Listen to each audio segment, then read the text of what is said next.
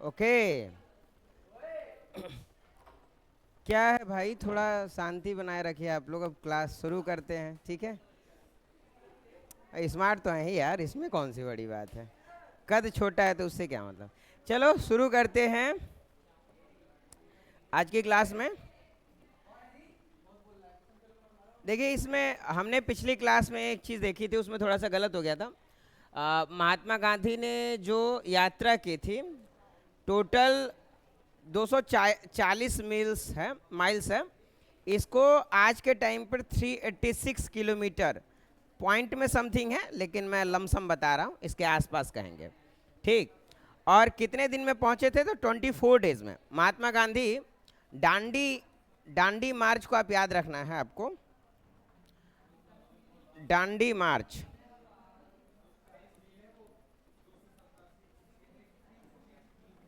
डांडी मार्च start हुआ कब से, 12 मार्च से, ठीक है। टोटल कितने लोग थे, 78 लोगों के साथ महात्मा गांधी जाते हैं। और पता है, 78 लोगों की भीड़ चलती गई, रास्ते में कारवां जुड़ता गया। थाउजेंड्स ऑफ पर्सन्स जो है, कहते हैं कि गांधी जी के साथ जुड़ गए, ठीक। इसके बाद आप देखोगे तो 24 दिन, टोटल 24 डेज लगे, और महात्मा गांधी 6 अप्रैल को डांडी पहुंच गए। कब, 6 अप्रैल को डांडी पहुंचे। और 6 अप्रैल के दिन जा करके पानी लिया, उसे इवेपोरेट किया गर्म करने के बाद, और नमक बनाया, और नमक बनाने के बाद नमक कानून तोड़ दिया, ठीक है। अब नमक कानून तो महात्मा गांधी ने तोड़ दिया। अब जैसे ही महात्मा गांधी ने इस नमक कानून को तोड़ा, तो ये जो आंदोलन था वो पूरे भारत में, पूरे इंडिया में सर्कुलेट हो गया, है ना। अब जब पूरे इंडिया में सर्कुलेट होगा तो क्या होगा,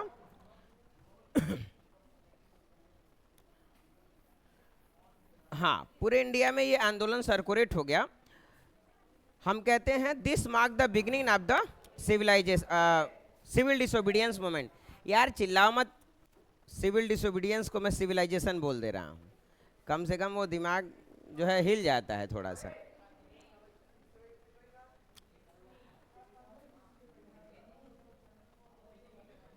हाँ, अब आते हैं, क्योंकि इसका नाम ही क्या है, इसका नाम ही है सिविल डिसोबीडियंस, सिविल डिसोबीडियंस,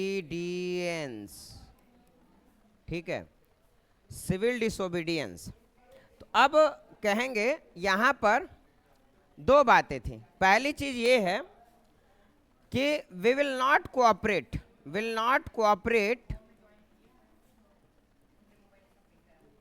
हम कोऑपरेट तो करेंगे ही नहीं आपके साथ, लेकिन साथ में रिफ्यूज भी करेंगे, ठीक है। साथ में हम लोग रिफ्यूज भी करेंगे।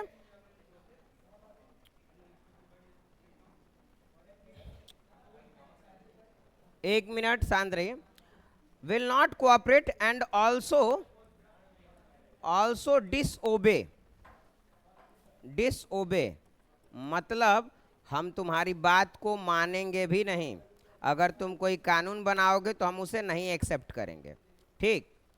तो ये कैसे स्टार्ट हुआ देखेंगे हम। तो इसमें 4-5 बातों को याद रखना है। पहली चीज, peoples started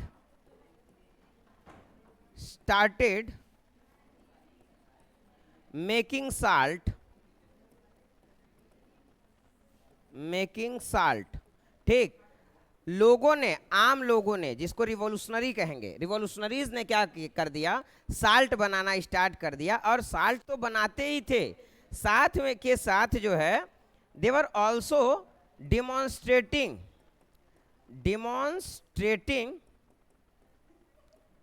to British officials, demonstrate करते थे, उनको दिखाते थे कि देखो देखो नमक बना लिए, देखो नमक बना लिए, क्या कर लेगा तू, देख नमक बना रहा हूं मैं। मतलब कानून तो तोड़ भी रहे थे, साथ में चिढ़ा भी रहे थे, उनको डिमॉन्स्ट्रेट कर रहे थे। दूसरी बात जब देखोगे आप, तो दूसरी चीज क्या किया, boycott British goods, British goods, जो ब्रिटेन के सामान थे उनका बाइकआउट करना स्टार्ट कर दिया। जैसे सबसे बड़ी चीज क्या थी उसमें थी क्लॉथेस, कपड़े जो थे। हमने बाइकआउट तो किया ही किया, साथ में भी वन द क्लॉथेस, हमने इन कपड़ों को जलाना भी स्टार्ट कर दिया, है ना। कपड़ों को जलाया, जला करके होलिका मनाई, खूब चिल्लाया होली है भाई, होली है। ठीक भाई, अपने हिसाब से हम लोग मनोरंजन कर रहे थे उस टाइम पर। इसके बाद है जो तीसरी चीज है, refusal to pay the tax, refuse to pay the tax, पे द टैक्स। हम लोगों ने कहा कि हम तुम्हें जो टैक्स देते हैं ना वो भी पे नहीं करेंगे। अब इसमें दो तरह के टैक्स थे, जब देखेंगे आप तो दो तरह के टैक्स कौन कौन से थे। एक को बोलते हैं land revenue, land revenue tax, ठीक। और दूसरा जो इंपॉर्टेंट टैक्स था वो था चौकीदारी टैक्स, चौकीदारी टैक्स, ठीक। What was the land revenue tax? तो बट नेचुरल सी बात है कि जिस लैंड पर फार्मर एग्रीकल्चर कर रहा है तो जो उससे प्रोडक्शन होने के बाद जो इनकम होती है उसका एक अमाउंट आपको टैक्स देना पड़ेगा। लेकिन ये क्या था? चौकीदारी टैक्स। असल में क्या था, ब्रिटिशर्स ने गांव में पुलिस जैसे लोगों को लगाया था। वो ये कहते थे कि ये इस गांव की चौकीदारी करेंगे और इसके बदले में, क्योंकि ये गांव की आपके सुरक्षा करते हैं, प्रोटेक्ट करते हैं, गांव को सिक्योर रखते हैं आपके विलेज को, तो इसके बदले में विलेजर्स को एक टैक्स पे करना पड़ता था, उसको बोलते थे chowkidari tax. So villagers refuse to pay the chowkidari tax also, ठीक है। तो क्या क्या यहाँ पर हो गया? पहली बात, हम तुम्हारी बात मानेंगे ही नहीं, हम डिसोबे भी करेंगे, तुम जो भी कानून बनाओगे उसे नहीं मानेंगे। लोगों ने नमक बनाना स्टार्ट कर दिया, नमक बनाने के साथ डिमॉन्स्ट्रेट भी करने लगे कि लो भाई हम बना रहे हैं, देखो जो करना है कर लो।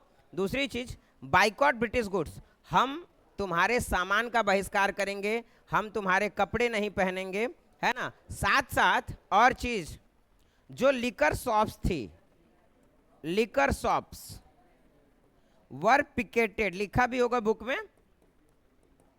अब ये पिकेटेड क्या है? इसका मतलब ये है कि शराब की दुकानों को घेर लिया, किसने? खास करके जो वीमेंस थी उन लोगों ने। नेचुरल सी बात है कि शराब पीने से महिलाओं को ही ज़्यादा परेशानी होती है, क्योंकि पी करके कोई आया तो सबसे पहले अपने पत्नी को ही लोग पीटना स्टार्ट करते हैं, गाली देना स्टार्ट करते हैं, है ना। तो इसी वजह से महिलाओं ने शराब की दुकानों को पिक कर लिया, मतलब चारों तरफ से घेर लिया, कहा कि ये शराब नहीं चलेगी जो ब्रिटिश शराब है, ठीक है।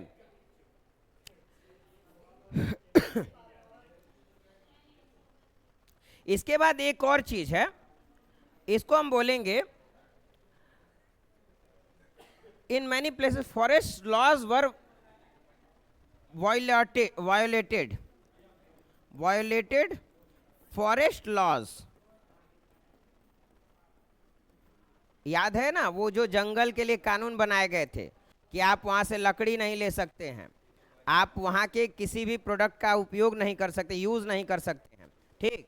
लेकिन जो ट्राइबल लोग थे वहां पर उन लोगों ने जो फॉरेस्ट लॉ था उसका वायलेशन करना स्टार्ट कर दिया।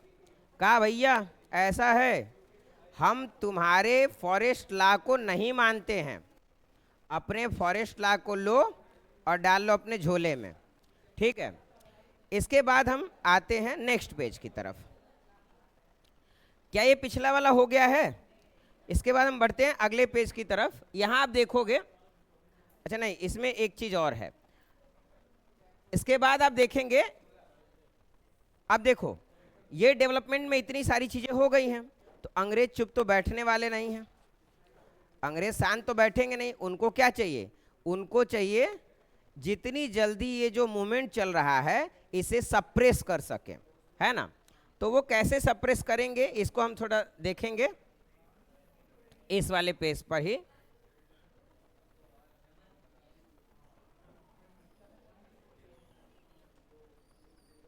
ठीक है।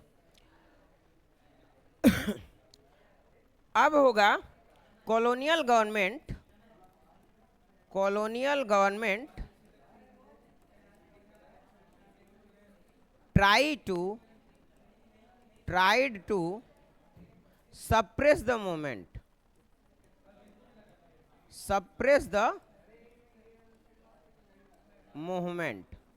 कॉलोनियल गवर्नमेंट यानी कि वही ब्रिटिश गवर्नमेंट ने इस मूवमेंट को सप्रेस करने के बारे में सोचा कि किसी भी तरीके से इस मूवमेंट को हमें चलने नहीं देना है।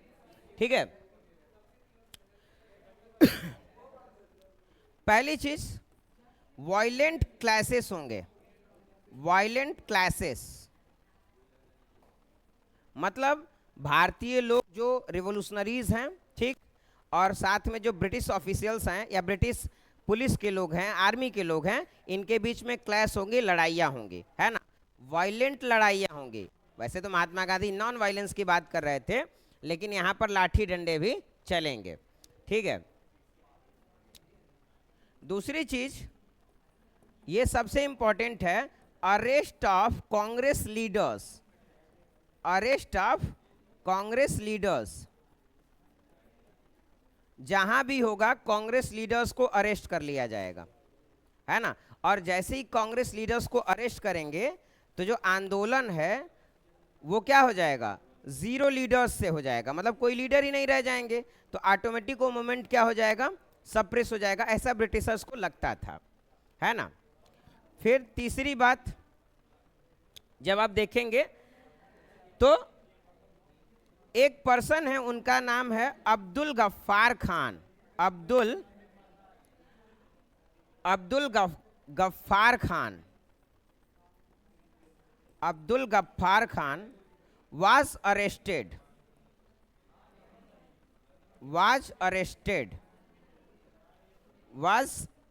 मतलब अब्दुल गफ्फार खान को ब्रिटिशर्स ने अरेस्ट कर लिया। कब अरेस्ट किया, अप्रैल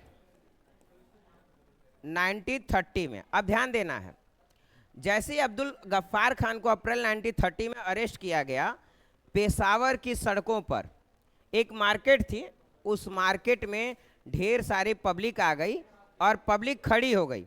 अब ध्यान देना है, ये जो अब्दुल गफ्फार खान है, ये महात्मा गांधी के एक तरीके से बहुत अच्छे डिसिपल थे, बहुत अच्छे शिष्य थे, मतलब वो महात्मा गांधी के नॉन वायलेंस को मानते थे। ठीक है। तो ये एक ना मूवमेंट चला रहे थे, अब्दुल गफ्फार खान एक मूवमेंट चला रहे थे जिसका नाम था खुदाई खिदमतगार मूवमेंट, है ना। खुदाई खिदमतगार का मतलब ये है कि भगवान ही सब कुछ है। इसका मतलब ये है कि हम क्या बात हो रही है, क्या लिख रहे हैं तो लिखो, लेकिन ये बात मत करो यार, तुम लोग बात बहुत ज्यादा कर रहे हो, मैं देख रहा हूं बात बहुत ज्यादा हो रही है। नहीं, ऐसा कुछ नहीं है, कभी कभी कुछ। हाँ, अब शांत हो गए तुम लोग, ठीक है। तो हाँ, अब्दुल गफ्फार खान को अरेस्ट कर लिया गया 1930 में। अब यहाँ पर एक पूरी तरीके से पेशावर की सड़कों पर लोग उतर गए इनके अरेस्ट के विरोध में। और ध्यान देना है, जो लोग थे वो नॉन वायलेंट थे, उनके ऊपर पुलिस ने गोलियां चलाई। ठीक, यहाँ लिखा भी होगा, देखोगे, angry crowds demonstrated in the streets of Peshawar facing armoured cars and police firing. यानी कि जो पेशावर में लोग थे, पेशावर पुलिस पीपल्स स्टार्टेड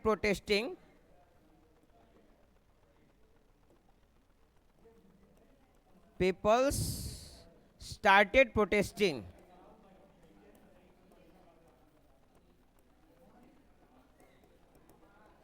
ठीक है, एक क्वाइट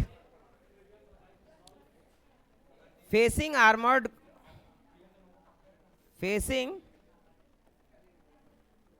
आर्मर्ड कार्स। कुल मिलाकर के गोली बंदूक से इनको चलाया गया, मारा गया। ठीक है।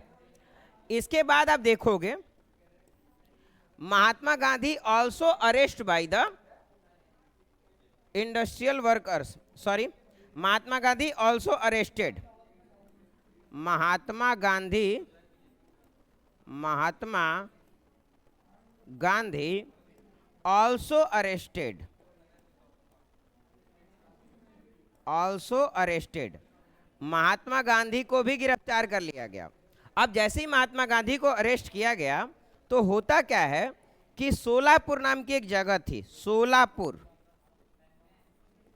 सोलापुर में जो इंडस्ट्रियल वर्कर्स थे, industrial workers,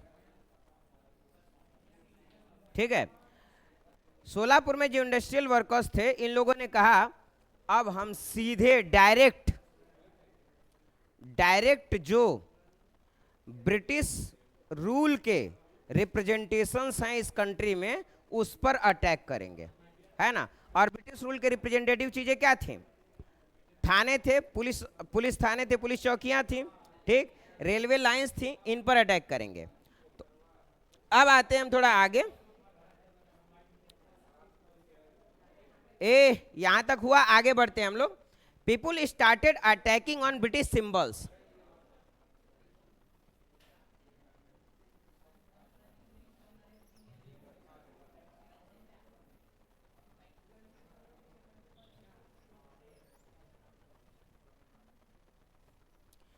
People started attacking on British symbols. People started attack on British symbols. लोगों में इतना गुस्सा आया महात्मा गांधी के अटैक के बाद, उन्होंने कहा ए रुको भाई, जितना तुम्हारा सिंबल है ना इस देश में हम सब तोड़ेंगे। तो पहले क्या क्या चीजों पर ये लोग अटैक किए, तो आप देखोगे पुलिस पोस्ट्स यानी पुलिस चौकियों को हटा दिया गया, ठीक है। दूसरी चीज जब आप देखोगे तो रेलवे स्टेशंस, एक minute, municipal buildings,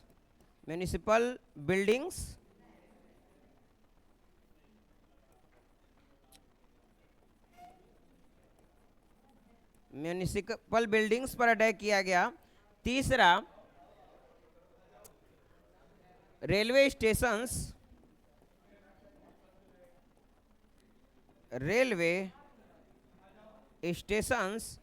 and law courts, ठीक है। तो याद रखना है कि peoples started attacking on British symbols, और किन किन चीजों पर अटैक हुआ? पुलिस पोस्ट पर, म्यूनिसिपल बिल्डिंग्स पर, रेलवे स्टेशंस। पता है लोगों ने रेलवे पटरियां तक उखाड़ करके फेंक डाला, जो ट्रेन की पटरियां थी उसको उखाड़ा, हटा दिया वहां से, रेलवे स्टेशंस को तोड़ डाला, पुलिस चौकियों को जा करके उसको तोड़ डाला, है ना।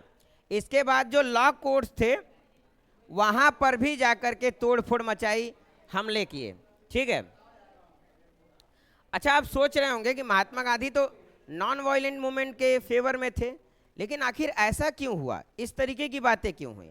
अरे भाई, जब लीडर ही अरेस्ट हो गया है ना, जो नॉन वायलेंस की बात करता है, तो फिर किस बात का non violence? Violence automatic start हो गया, है ना।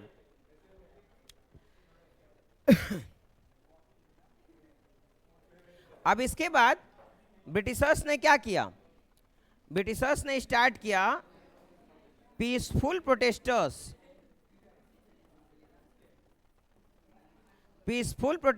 वर बीटेन। जो पीसफुल प्रोटेस्टर्स थे, जो शांतिपूर्वक मार्च भी निकाल रहे थे, उनको भी मारा गया। इवन कि जो विमेन्स और चिल्ड्रंस हैं उनको भी पीटा गया। महिलाओं बच्चों तक को भी ब्रिटिश पुलिस ने नहीं छोड़ा, उन्हें भी जम के पीटा, है ना।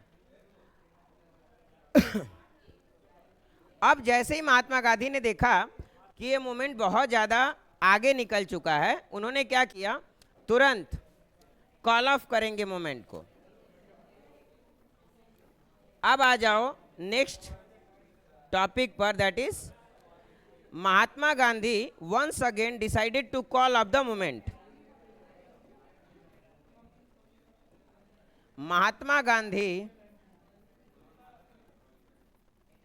महात्मा Gandhi decided to call off का मतलब वापस बुला लिया, कॉल ऑफ द मोमेंट, ठीक है। ए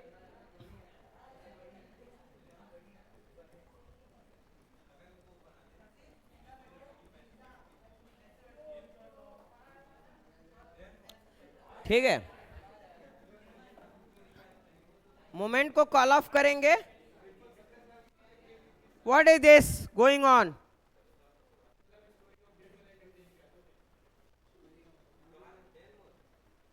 मतलब सच में एक चीज मैंने देखा है, कुत्तों को घी हजम नहीं होती।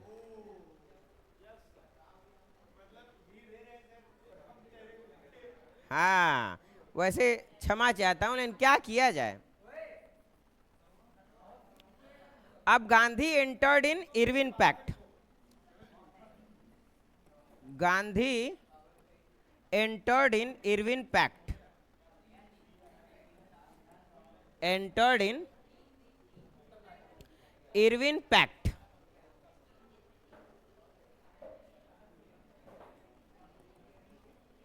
इरविन पैक्ट, अब ये डेट याद रखना, गांधी इरविन पैक्ट कब होता है, तो इसको हमें याद रखना है 5 मार्च 1931। तो पहली बार जब सिविल डिसोबीडियंस मूवमेंट को महात्मा गांधी ने कॉल ऑफ किया तो वो एंटर कर दिए गए गांधी इरविन पैक्ट, इसको बोलते हैं गांधी इरविन पैक्ट, जो कब होता है 5 मार्च 1931 में होता है, ठीक। अब इसमें क्या क्या किया गया था, यहां पर ये डिमांड रखी थी ब्रिटिशर्स ने, याद रखो उस समय ब्रिटिश प्रधानमंत्री थे, जो प्राइम मिनिस्टर थे उनका नाम था रैमजे मैकडोनाल्ड, ठीक, रैमजे मैकडोनाल्ड, मैकडोनाल्ड बर्गर नहीं, नाम था, हाँ। तो उन्होंने एक डिमांड रखी कि जो राउंड टेबल कॉन्फ्रेंस चल रहा था ना, जो पहले हमने डिस्कस किया था, तो फर्स्ट राउंड टेबल कॉन्फ्रेंस में कांग्रेस ने पार्टिसिपेट नहीं किया था, ठीक, उसको टोटली जो है बाइकआउट किया था। लेकिन सेकेंड राउंड टेबल कॉन्फ्रेंस के लिए महात्मा गांधी तैयार हुए और गांधी इरविन पैक्ट किया कब, 5 मार्च 1931 को। दिसंबर 1931 में जो है सेकेंड राउंड टेबल कॉन्फ्रेंस होने वाला था, ठीक है। तो सेकेंड राउंड टेबल कॉन्फ्रेंस याद रखना है, सेकेंड राउंड टेबल कॉन्फ्रेंस दिसंबर 1931। ध्यान देना, महात्मा गांधी यहाँ बहुत उम्मीद के साथ गए, लेकिन उतनी ही नाउम्मीदी से वापस भी मुंह लटका के चले आए। कारण क्या था कि महात्मा गांधी की किसी भी डिमांड को यहाँ सीरियस नहीं लिया गया। रीज़न ये था ना कि महात्मा गांधी ये चाहते थे कि पूरे इंडियंस का रिप्रेजेंटेटिव सिर्फ कांग्रेस हो, लेकिन वहाँ डॉक्टर B.R. अम्बेडकर अपना एक अलग रिप्रेजेंटेशन चाहते थे, मुस्लिम लीग अपना अलग रिप्रेजेंटेशन चाहती थी। इस वजह से दोनों के बीच में आपसी जो है कह सकते हैं मतभेद हो गए, ठीक है, और महात्मा गांधी को वापस आना पड़ा। नहीं तो वो नहीं गए थे वहाँ पे ना, हाँ, ठीक है। तो महात्मा गांधी ने वापस से जो है पार्टिसिपेट किया सेकेंड राउंड टेबल कॉन्फ्रेंस में। भाई क्यों इतना शोर हो रहा है, मैं नहीं समझ पा रहा हूं।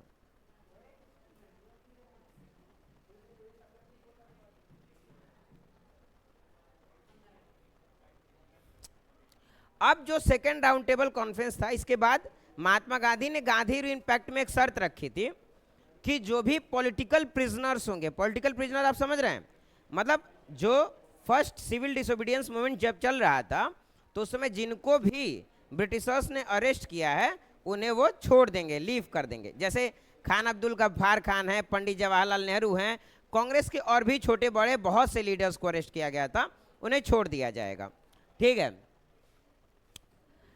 Gandhi ji went to London for conference, Gandhi ji गए लंदन, बट मैंने कहा ना कि नेगोशिएशंस हो नहीं पाया, ठीक है। और जब वो वापस आए तो उन्होंने क्या देखा कि खान अब्दुल गफ्फार खान और पंडित जवाहरलाल नेहरू दोनों को पुलिस ने अरेस्ट किया हुआ है और उन्हें नहीं छोड़ रही है ना। कांग्रेस को इलीगल डिक्लेयर कर दिया गया है, मतलब कांग्रेस को इलीगल डिक्लेयर कर दिया गया था, और उसके बाद दोबारा से महात्मा गांधी ने with great apprehensions Mahatma Gandhi relaunch the civil disobedience movement, वापस से सिविल डिसोबीडियंस मूवमेंट स्टार्ट करते हैं। लेकिन कहते हैं ना कि कब तक लोगों का जोश रहेगा, पैसे खत्म होने लगते हैं, संघर्ष करने की भी अपनी एक लिमिट होती है, वो भी धीरे धीरे खत्म होने लगता है, लोग वापस अपने घरों को लौटने लगे और धीरे धीरे जो सिविल डिसोबीडियंस मूवमेंट था वो स्लो पड़ने लगा। एक दो बातें जान लेना है, आखिर किस बात पर सेकेंड राउंड टेबल कॉन्फ्रेंस में मतभेद हुआ था। तो हुआ क्या था ना सेकेंड राउंड टेबल कॉन्फ्रेंस में, क्या सेकेंड राउंड टेबल कॉन्फ्रेंस में जो सबसे बड़ी बात हुई थी कि ब्रिटिशर्स ने ये कहा था कि एक सेपरेट इलेक्टोरल सिस्टम बनाया जाएगा, किसके लिए, जो शेड्यूल कास्ट होंगे, ठीक। तो इस बात को लेकर के महात्मा गांधी ने ये कहा कि यार अगर ऐसा हो गया ना तो हिंदुओं के बीच में आपस में बंटवारा हो जाएगा, है ना। इस वजह से ये सेपरेट इलेक्टोरल को नहीं बनाया जाना चाहिए।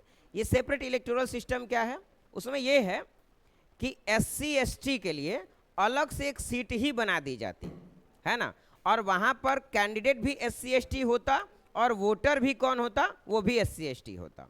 इसी को सेपरेट इलेक्टोरल सिस्टम कहा गया था, जो कि 1909 में ही सबसे पहले ब्रिटिशर्स ने इंट्रोड्यूस किया था, जिसमें मुस्लिमों को अलग से सेपरेट इलेक्टोरल सिस्टम दिया गया था। बाकी बात करेंगे हम कल।